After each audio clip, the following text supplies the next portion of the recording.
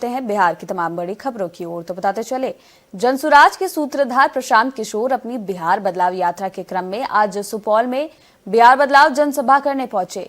तो राघोपुर के लखी चंद साहू उच्च विद्यालय मैदान के प्रांगण में जनसभा के बाद पत्रकारों से बात करते हुए उन्होंने पटना में विधानसभा घेराव के बाद हुई एफआईआर को लेकर कहा कि हम बिहार की गरीब जनता की आवाज उठाने के लिए गए हुए थे। इसके लिए एक के बदले 10 एफआईआर हो जाए, कोई चिंता नहीं है।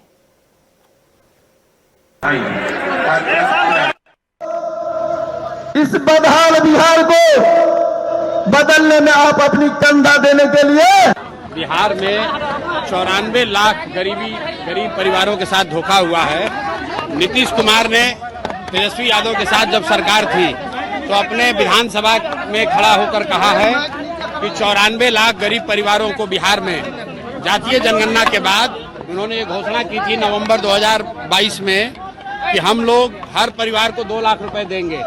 आज तक किसी भी परिवार को 1 रुपया नहीं मिला। 20 वर्ष से कह रहे हैं कि दलित अति पिछड़ा समाज को 3 डिसमिल जमीन घर बनाने के लिए दिया जाएगा। आज तक सिर्फ 1.25 लाख दलित परिवारों को ही ये जमीन मिला है। तो इसलिए अगर और ये जो जमीन के दाखिल खारिज के नाम पर लूट मचा हुआ है, भ्रष्टाचार है, इसके विरोध में हम लोग सरकार से आवाज उठाने गए थे। वहाँ पर एफआईआर हुआ है, उसकी कोई चिंता नहीं है।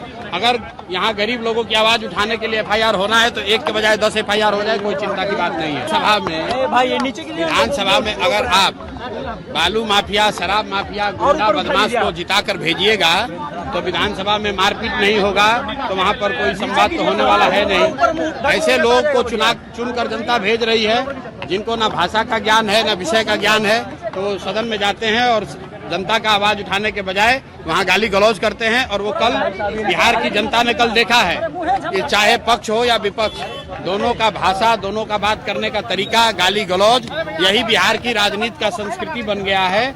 और इसी को हटाने के लिए तो जनसुराज की व्यवस्था बनाई जा रही है।